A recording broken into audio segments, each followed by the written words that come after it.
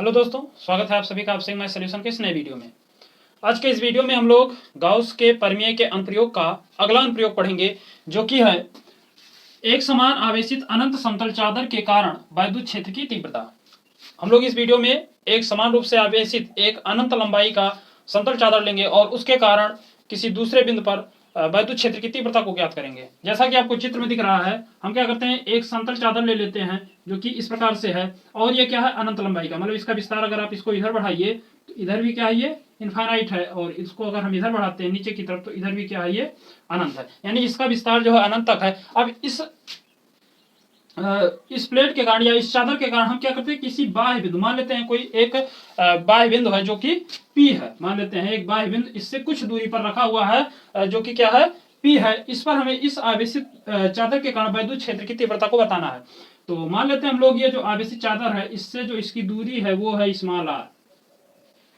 ये जो आवेशित चालक है, ये एक समान रूप से आपको जो ये प्लेट दिख रही है इससे स्मॉल दूरी पर क्या करते हैं हम लोग, एक बिंदु P मानते हैं, और उसी पर हमें क्या करना है, वैद्युत क्षेत्र की तीव्रता को ज्ञात करना है। तो वैद्युत क्षेत्र की तीव्रता को ज्ञात करने के लिए हम क्या करते हैं, सबसे पहले अगर आप लिखना चाहें तो लिख सकते हैं कि माना एक अनंत लंबाई का समतल चादर जिससे स्मॉल r दूरी पर एक बिंदु P है, जिस पर हमें वैद्युत क्षेत्र की तीव्रता को ज्ञात करना है। अब वैद्युत क्षेत्र की तीव्रता को ज्ञात करने के लिए क्या करते हैं, हम इस समतल चादर के पीछे, जैसा कि आपको ये समतल चादर दिख रहा है, अगर हम इसको कुछ इस प्रकार से समझें, जैसे मान लीजिए ये क्या है, एक समतल चादर है, और इसको हम इस प्रकार से न रख करके इसको इस प्रकार रखे हैं, तो ये जो बाह्य बिंदु P है ये क्या है, इस समतल चादर से इस प्रकार से, जो कि इसके एकदम से मिड पॉइंट से होकर एकदम से बीचों बीच से होकर गया है, और स्मॉल दूरी पर इस समतल चादर को आप इस प्रकार से रखिए, और इससे कुछ दूरी पर मान लीजिए यहाँ पर कोई एक बिंदु है और एक कोई बिंदु इधर है, तो इसी प्रकार से यहाँ पर P माना है, तो इसी से हम क्या करते हैं, स्मॉल r दूरी पर एक दूसरा बिंदु इधर पीछे की तरफ ले लेते हैं, P डैश। और अब हमें बताना है कि इस समतल चादर के कारण क्या है, वैद्युत क्षेत्र की तीव्रता इन बिंदुओं पर कितनी है। तो वैद्युत क्षेत्र की तीव्रता को ज्ञात करने के लिए हम क्या करते हैं, ये जो P डैश और P है, P डैश है, इसको अक्ष मानकर इसके चारों तरफ क्या करते हैं, एक गाउसीय पृष्ठ की कल्पना करते हैं। क्योंकि हम लोग पढ़ ही रहे हैं कि गाउस के नियम के अनुप्रयोग को पढ़ रहे हैं, तो इसमें आपको क्या करना, गाउस के नियम का उपयोग करना है, और गाउस का नियम क्या होता है, बंद पृष्ठ के लिए ही लागू होता है। इसलिए क्या करेंगे, यहां पर लिखेंगे P डैश को अक्ष मानकर एक गाउसीय पृष्ठ की कल्पना करते हैं, जो कि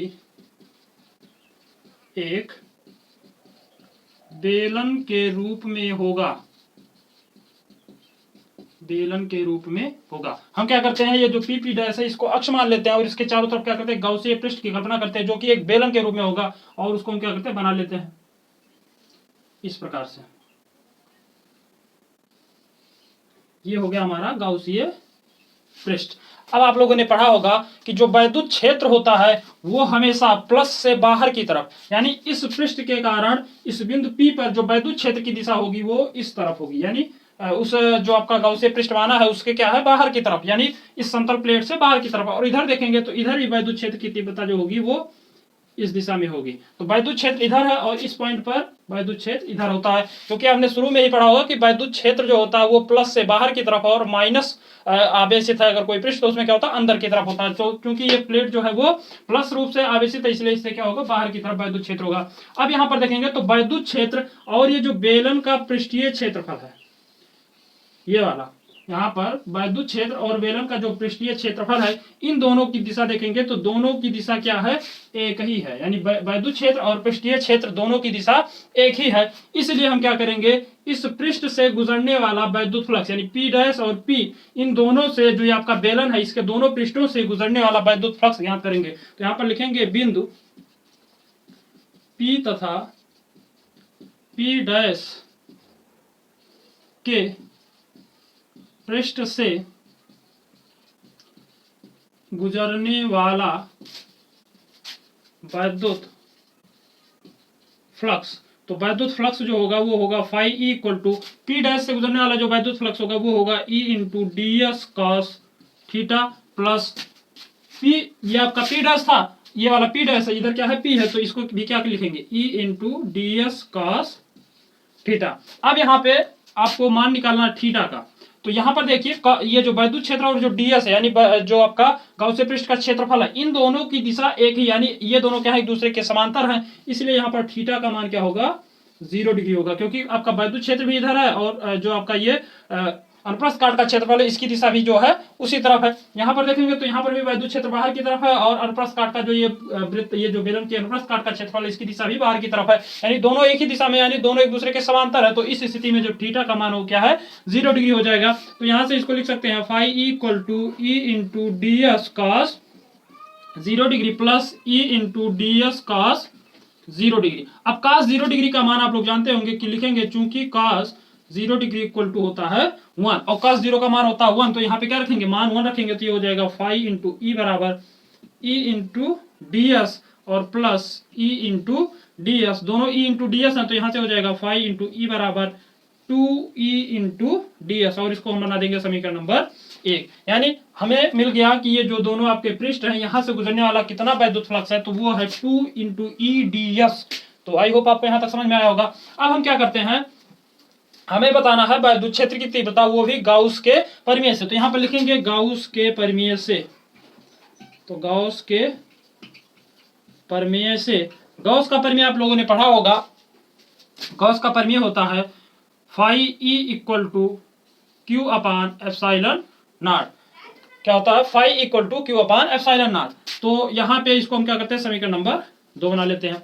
अब अगर हम क्या करें, यहां से जो आपका Q है, Q का मान हमें मालूम हो जाए कि ये जो आपका अनंत रूप से समतल चादर प्लेट है, इस पर आवेश की मात्रा कितनी है, तो हम क्या कर सकते हैं, आसानी से वैद्युत क्षेत्र की तीव्रता को ज्ञात कर सकते हैं। तो यहां पर लिखेंगे, चूंकि अनंत समतल चादर का पृष्ठ आवेश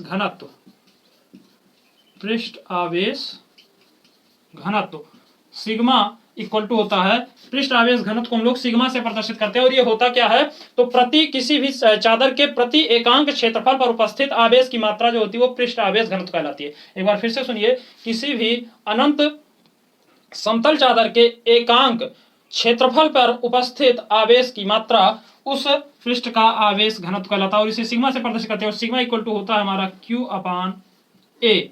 ए क्या है, क्षेत्रफल है। तो यहाँ पर जो हमने ये अनंत समतल चादर लिया है, इसका क्षेत्रफल हमने यस माना है, तो यहाँ पे लिख सकते हैं Q अपान यस। यहाँ से अगर हम Q का मान निकालें तो Q इक्वल टू हो जाएगा सिग्मा इंटू यस, और यही मान आप क्या करिए, समीकरण नंबर 2 में रख देंगे। तो लिखेंगे इसलिए समीकरण नंबर 2 से, तो समीकरण नंबर 2 में जब Q का मान रखेंगे तो यहाँ से हो जाएगा फाई इंटू ई बराबर Q के स्थान पे होगा sigma S upon epsilon not. इसको बनाएंगे समीकरण नंबर 3। तो यहां से अब लिखेंगे समीकरण नंबर 1 और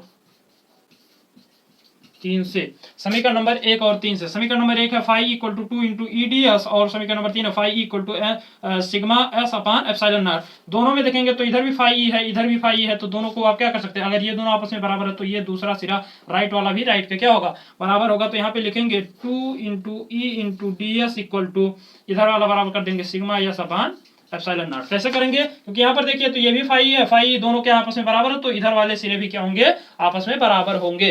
तो इसको अगर हम आगे कंटिन्यू करें तो इसको लिख सकते हैं, यहां से इसको लिखा जा सकता है, हमें बताना वैद्युत क्षेत्र, तो वैद्युत क्षेत्र ई है, तो इन दोनों को क्या करें, नीचे ट्रांसफर कर दीजिए, तो ये हो जाएगा 2e into D S equal to, ये हो जाएगा sigma S upon epsilon not.